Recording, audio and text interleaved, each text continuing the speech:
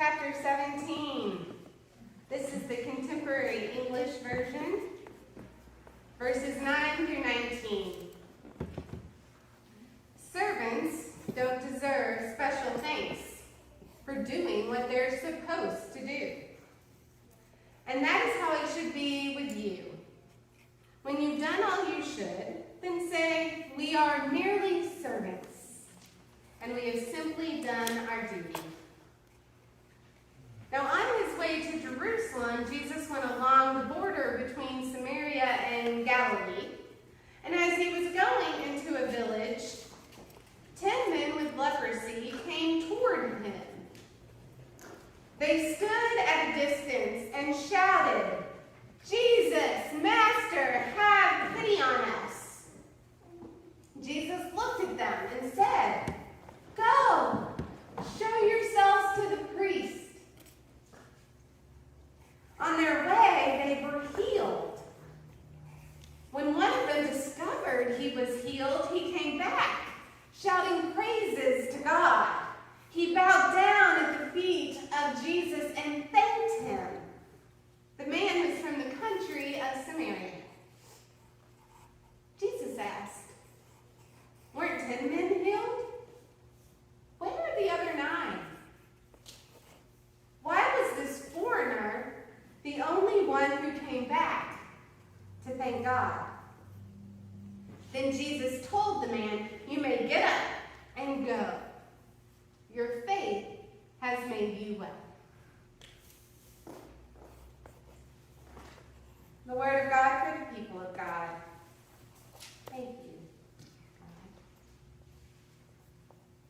Worship. Worship is a word we use to describe once again what we are doing right at this moment. And a lot of people still don't actually know why or how or what we do in worship and why it works. In most churches you go to, you always hear, "Well, we've always done it that way." But of course, we continue to be in a time where we cannot do it the way we have always done it exactly.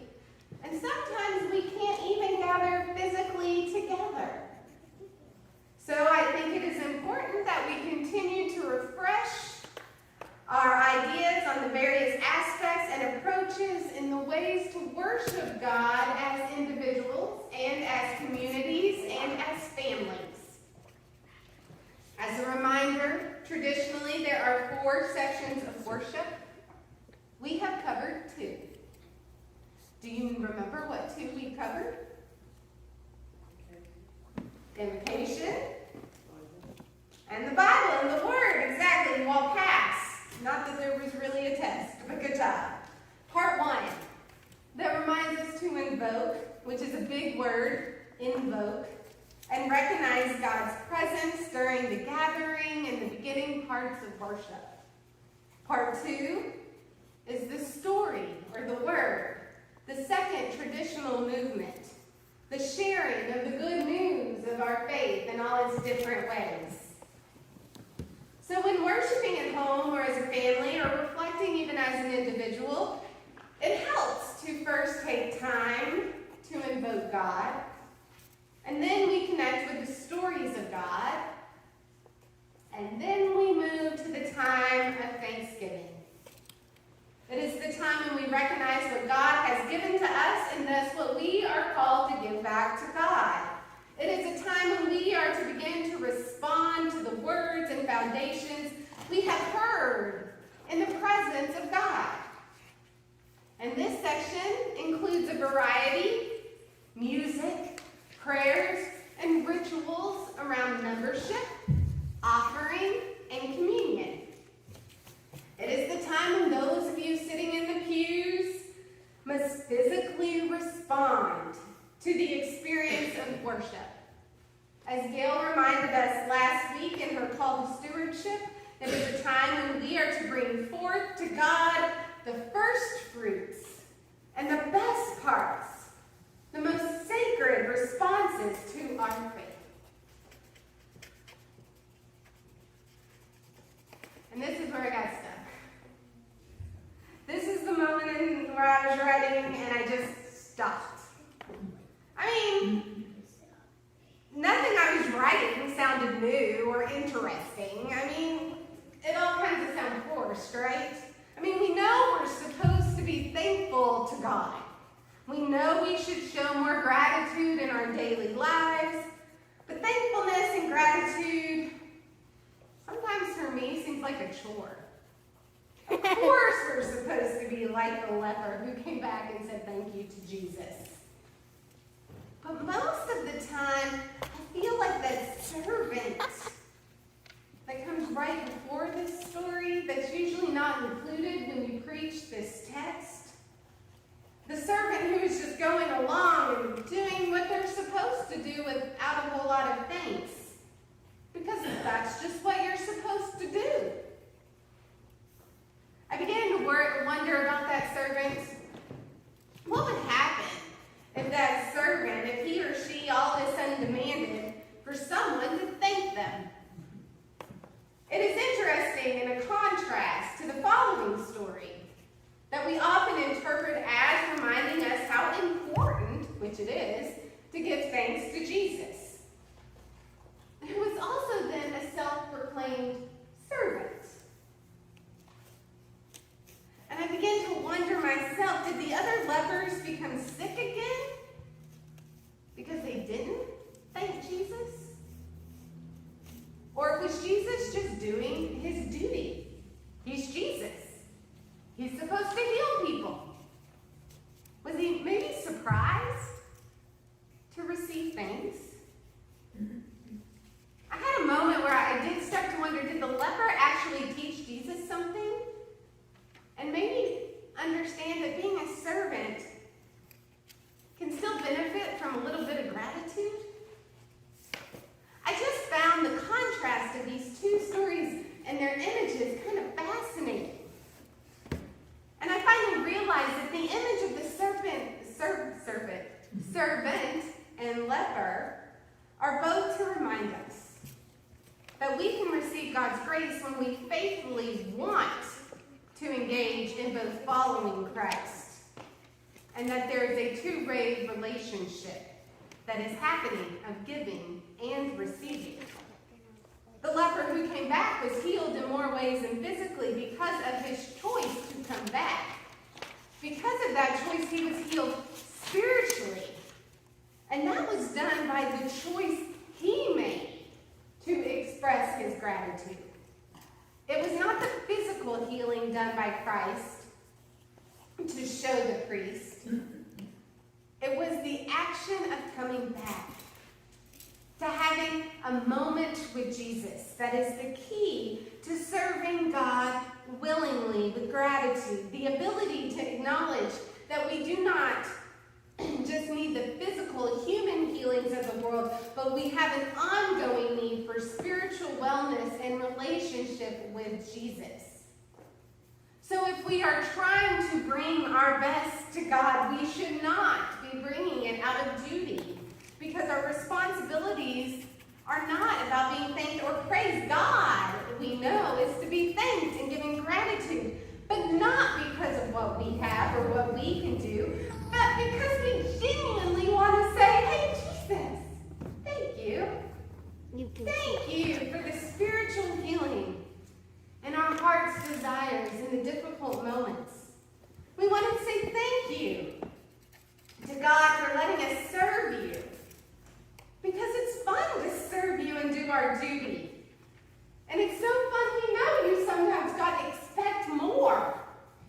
And that type of more requires a different and deeper experience, an exchange, a spiritual wholeness that starts with thanks, but goes much deeper. Sorry. Allergy season. The struggle, besides talking, is being authentic, humble, and willing in the exchange. I kept thinking about this pack of Care Bear cards. I had Care Bear thank you cards that sat next to my bed in a drawer for years as a child. I despised those cards. I loved the Care Bears. I hated those cards. They took all the joy out of any gift that required I filled one of those out. They turned the gift into an obligation. The gift did not feel freely given, even if it was. It was given with a responsibility by my mother to write a thank you card, or I would be seen as ungrateful, selfish, and even worse to my mother, unmannerly. The problem was that I was actually thankful for the gift. And I'm not a person who can just write thank you and be done. When I would finally sit down to write thank you cards, it would take me forever. I wanted to make sure that the person I was writing genuinely felt my thanks and gratitude. I remember writing graduation thank you cards and wanting each of my teachers throughout the years to know the things I had remembered that they had taught me and how I appreciated that they continued to support me. I made sure to thank my 4th grade teacher for making me memorize the American presidents in order so that if I'd heard their name, I would actually know who they were. And gratitude and real thanks takes a lot of energy for many of us because it is deeply felt as part of your being. And so that aspect of our faith, gratitude, takes energy. And while often I am up here and you are listening down there on the pews or the screen, there comes a point when we are called to engage in faithful gratitude. But if I say it's a duty and you have to do it, if you feel that way at all, I want you, thank you. Hard. I want you not to engage. Don't give your money. Don't take communion. Don't recommit your heart in prayer or confession. Don't. Because I want us to all wait until we are so ready to run back to Jesus. The other 9 got from Jesus what they really thought all they could. The act of receiving, however, the word and responding to the word are what really keep our faith vital and relevant when we are not worshiping. And so I'm going to sidetrack here just a little because it's interesting in this whole analyzing of our worship experience outside of this place. There are deep arguments over which part of these 4 worship sections are the most sacred and important. The primary argument continues to be between the 2nd and 3rd section, the word and the response. Now, all 4 aspects are very important. And because they are the tools that help us actually live and move through our daily lives in faithful and worshipful ways. But the question is often asked, what is more important, the sermon or communion? How you answer this debate says a lot about how you're understanding to live out your call as a Christian and follower of Christ. I also wonder then, if you think about your daily life, which of these 4 sections are you most able to recognize? Because what one may think is the most important aspect of worship may not actually be what one does in their daily life. For example, a person may think communion is the most important aspect of worship. Yet they rarely find time in their daily lives to sit around tables or have meaningful conversations and create faithful space in which to engage in that conversation about faith. It may be easier for a person to read a devotional or listen to a podcast or do something that is more word-oriented and receive.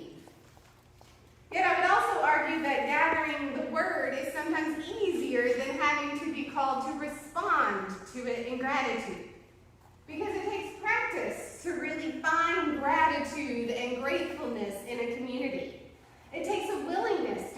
rejected by others who may not want to join in.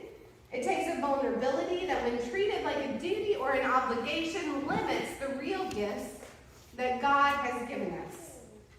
It takes a servant's heart, which is then seen as a duty to God because of the gifts and joys that God provides. Gifts worthy of being seen as first fruits. Gifts that enable spiritual healing. Because the most difficult part of worship is not the act of giving. It's the ability to receive, give, receive, and give. If the leper, the outcast, the foreigner in this story is able to receive, then why would some of us ever doubt or not allow ourselves to receive the gift of Jesus Christ? Receive the gift that your faith is able to heal both physically and spiritually. Receive the gift that you can be called to challenge even the priest as the 9 lepers were. And you can even maybe sometimes challenge Jesus. To receive the knowledge that you are a vital part of God's work in the world and that you do have a duty.